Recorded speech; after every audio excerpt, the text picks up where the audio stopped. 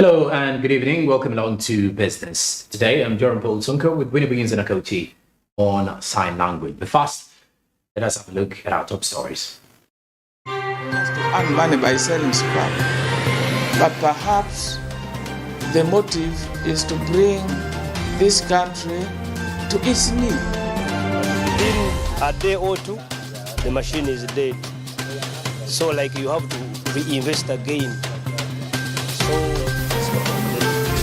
they were cleared by the police cleared them. So if police cleared, what are they cleared? They think they know. So that's the problem. But it is in public, it's on the website, it is everywhere. There are a number of incentives.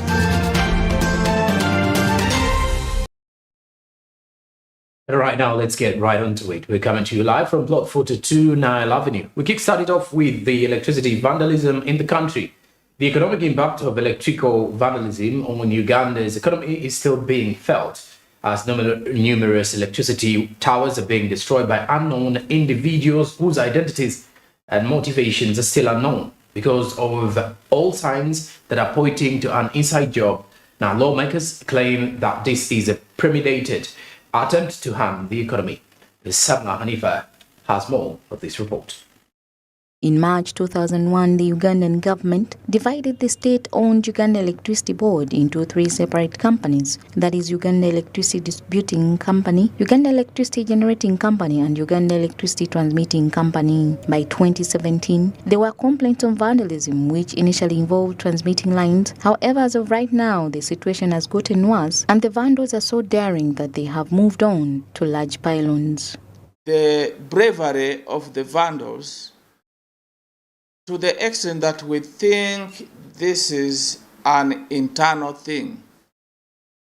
If you consider Karuma Kawanda, which is a 440 kilovolt line, which local person can actually risk? Someone who is not well versed with how power can be dangerous, who can risk just for the sake of getting scrap. But also, we are beginning to realize something quite unique in that the pylons are brought down and not taken for scrap. They bring it down, they cut it, bring it down, and they don't take even one single piece. According to Dr. Otala, the head of the Natural Resources Committee, the country is losing billions and billions of shillings due to vandalism because one tower alone cost 300 million shillings, and in many circumstances, not only one tower is pulled down, but two others as well. In the case of Mukono, where we visited, one tower was brought down, but it pulled the two others on the other side. So you just imagine one tower of close to 350 million, say 300 million on average, falling with the two others on either side. That is over $1 billion. When I tell you that recently, the most recent one, as we approached Christmas, 4 towers were brought down on the Karuma-Kawanda line. The MPs emphasized that something urgently needed to be done to stop these activities, which are being carried out with purpose of obstructing government projects and bringing the economy to its knees. With this stealing of wires, and not actually, that's not what, it's not the only thing which is happening, because we hear even National Water may be complaining that they are stealing their pipes for water and things like that, the joints and so forth. So I think government needs to investigate whether these are not acts of saboteurs, hell-bent on causing inflict on the economy by sabotaging government program, disrupting the supplies.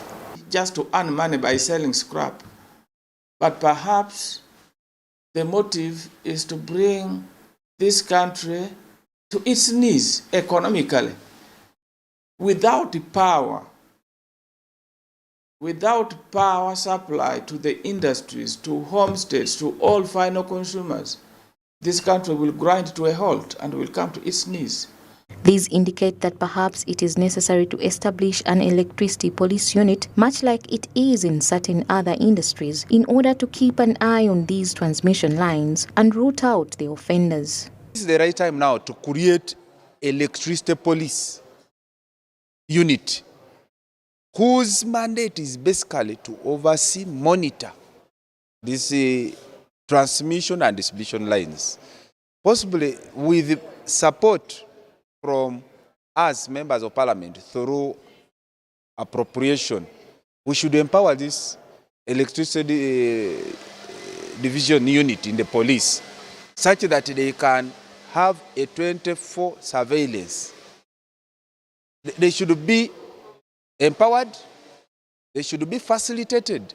Dr. Otala urges that the recent spate of blackouts might be explained by the fact that numerous towers are falling around the nation. 47 towers were knocked down last year in only the months of September, October and November. Supply lines is vandalized.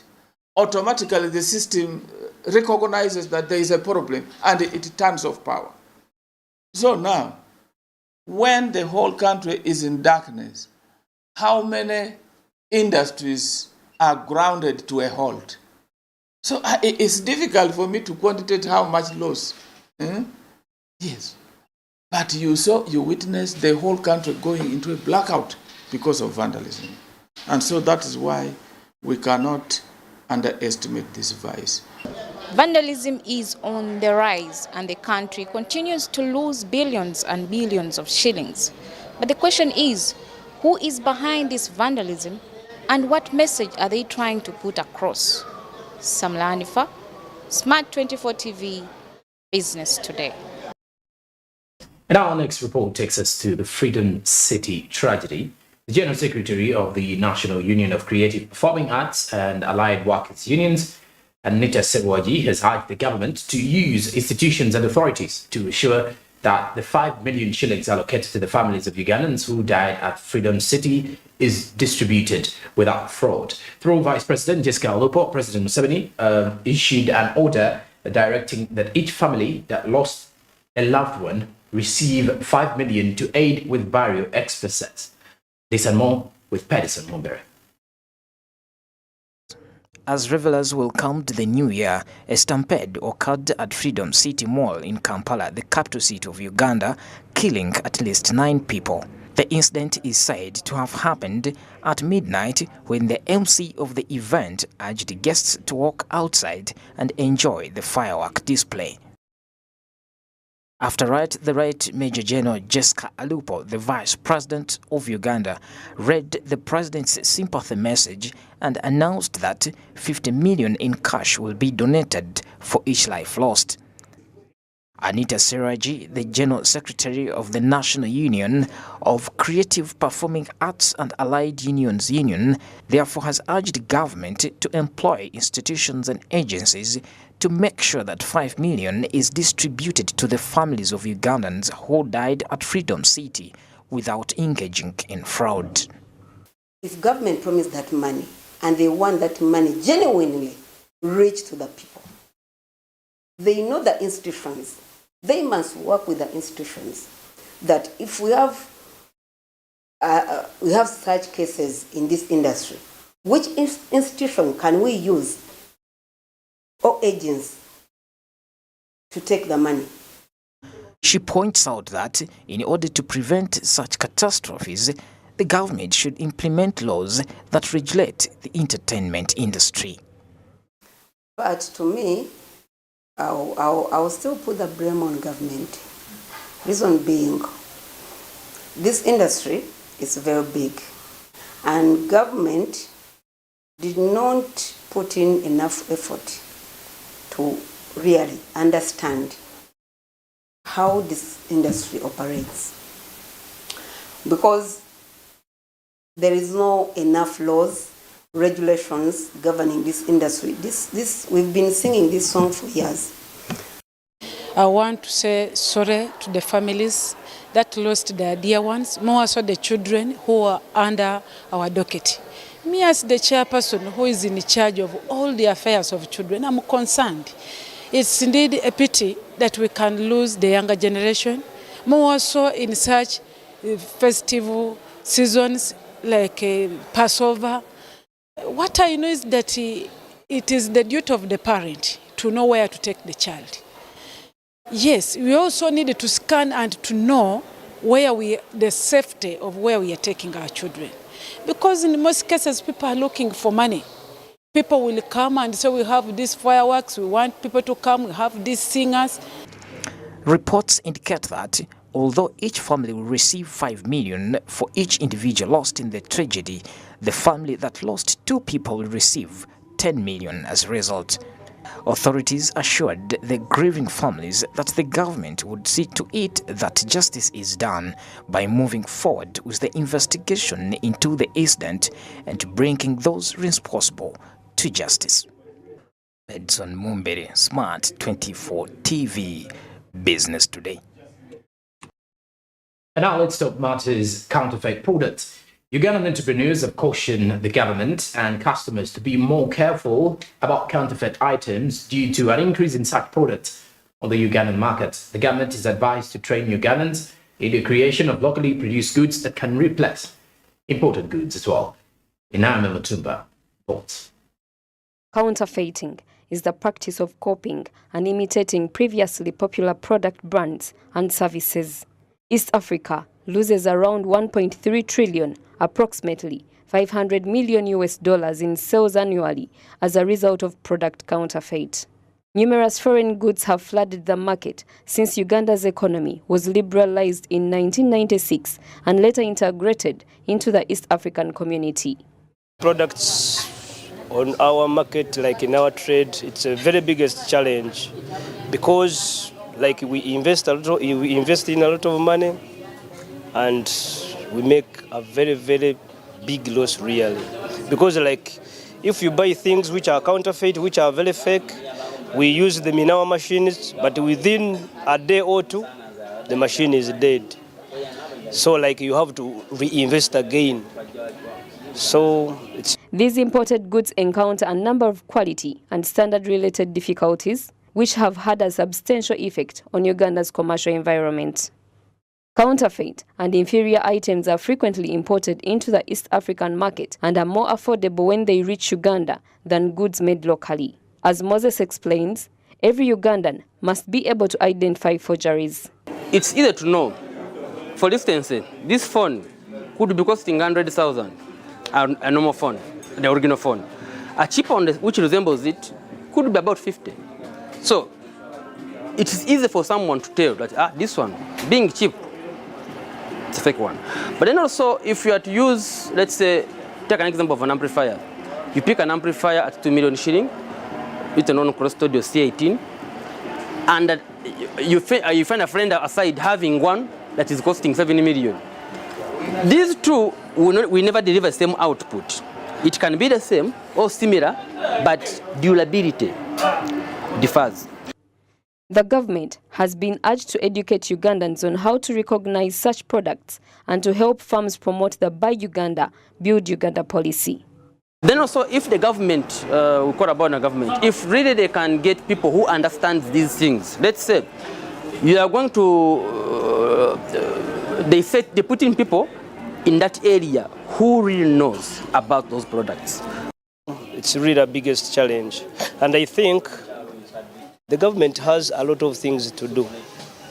As far as we technicians are concerned, we should get some people who are professionals who can really identify good electronics components. Because I know maybe some of them are tested on UNBS. You know UNBS? But I don't know who are those people really, because very many people, even right now, if you go to, Market Street, that's where we normally buy our things, but they are completely fake. Yeah. So here maybe the government is supposed to employ people who are deep in our trade. Prefactually, if the government can help us, we manufacture everything from here. because we do things which are in line with our lives, like our situation, power issues, a community. So we prefer to do things, we made them when they're made here. You give your customer a guarantee. But someone from China, from Europe, they can't give you a guarantee because they know they can't trust your power fluctuation. So we prefer everything to be made in Uganda. The project to remove all counterfeit items began in Kenya, where over 1 million counterfeit handsets were turned off before moving to other nations, such as Rwanda and Zambia by 2022. By doing this, the threat that is undermining local businesses and hindering investment in the area will be eliminated. Naomi Mtumba, Smart 24 TV, Business Today. Well, now inflation in residential property increased to negative 3.4% in the calendar year 2022 from a recorded negative 2% in the year 2021. Now, property values in Makindye and Nakawa divisions, as well as the central Kampala neighborhoods, fell from 9.7 and 0.1% respectively in 2021 to negative 7.9 and negative 12% in 2022, which is what caused the decline. Now, this raises a concern about how these prices may affect the real estate market. We have more of this particular report in the residential property inflation matters. Quarterly residential property inflation for the Greater Kampala metropolitan area fell to negative 5.1% in the second quarter of 2022-2023 from negative 1.3% in the first quarter. The fall is mostly related to a decline in residential property inflation in the Wakiso, Nakawa and Kawempe districts, which fell to 1.9%, 16.0% and 4.7% respectively for the year ending quarter 2 of 2022-2023. However, the declining price levels of residential properties fluctuated from 2018 to 2022, with price levels of 98.12 in 2018, 99.45 in 2019, 109.11 in 2020, 106.92 in 2021, and 103.25 in 2022, making it the ideal time for someone to acquire a residential property. Prices of residential houses are down, and this is common. If people don't have money and you put up a house for sale, nobody will buy it. Then you reduce the price, maybe somebody else will come in and buy. If nobody buys again and you want your house to be sold, you further cut the price. There is no shortcut to that. When there is no money, the prices will keep coming down. Real estate accounts for a sizable amount of most people's wealth. This is particularly true for Kampala residents who own homes. The size and scope of the real estate market make it an alluring and lucrative industry for many investors, but it presents a dilemma because it is largely informal. Property is majorly informal and is influenced by the demand of these houses and the supply. So once the demand is not there, definitely the prices will have to come down. So if you put up your house today, you have a problem and you want to sell it, and nobody is willing to buy it because they don't have the money. That means they don't have the demand for it. Even if you've supplied the house, then you will maybe reduce and influence them to buy the house. That's why we are seeing house prices coming down. In order to determine the prices of a house, certain characteristics are looked at, and these include the number of bedrooms, the type of roof used, the type of finishing are all factors to consider. Financial organizations like banks, for example, play a role in developing the economy of the nation through financing the construction of real estate and the leasing of both residential and commercial space in the city. Bronya Katsime, Smart 24 TV, Business Today. Meanwhile, now Uganda's tourism sector has received a very huge boost as we kick off the year. Uganda has been cited by the international cable news network, CNN, as one of the best and most beautiful destinations to visit. In a piece titled Where to Travel in 2023, the best destinations to visit, CNN listed some of the benefits of visiting the part of Africa, including the country's extensive Lake Victoria shoreline, the snow-capped Rwenzori Mountains, and its thriving wildlife. Ronan Ahawe brings you more. A significant shift is already taking place in Uganda's travel options as the East African nation looks to expand its appeal beyond the classic staples of safari and wildlife viewing. Uganda has resorted to selling its other qualities in an effort to revive post-COVID tourism throughout the nation. Not just the high-end operations providing wealthy tourists with views of the big five animals or mountain gorillas, but also to cater for the locals. Uganda is a stunning outdoor playground with chances for adventure including treks through the Bwindi impenetrable forest up to the craters of the Virunga volcanic series, or whitewater rafting along the Victoria Nile.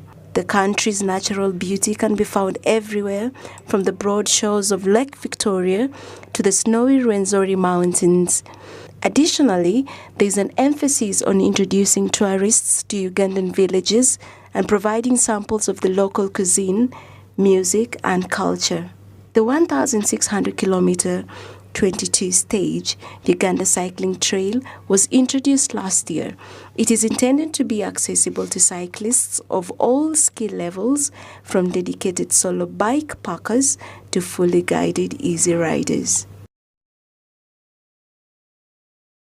All right, now besides the same situation, we now focus more on looking at China's GDP, which is expected to rise to 4.4%. China's growth has slowed and is still under pressure, despite the excellent rebound from the pandemic's fast effects. If the present COVID-0 approach is progressively and safely lifted in the second half of 2023, the economy is expected to grow by 3.2% in 2022 and by 4.4% in 2023 and 2024 respectively, increasing the likelihood of a stronger growing geoeconomic danger and rising levels of debt distress.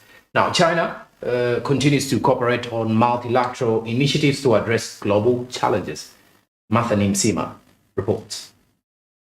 Due to the COVID pandemic, China's economy saw historical decline in output in almost all the key industries in 2021. GDP decreased by 8.1%. In 46 years, this is the nation's second lowest growth rate. The Chinese economy has slowed down as it adjusts to a strict zero-COVID approach and awakening global demand. The growth rates for the July-September quarter are soon to be released. If they decline, a global recession is inevitable. This plan is an original strategy that highlights and raises the problems that will further strengthen Africa's influence throughout the course of our common destiny.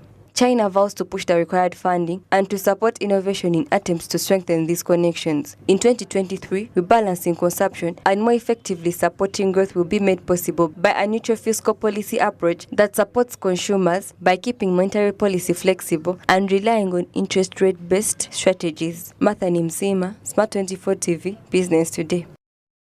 All right, now, in regards to more business today, we shall be right back after the break, including the Coffee Court discussions. Keep around.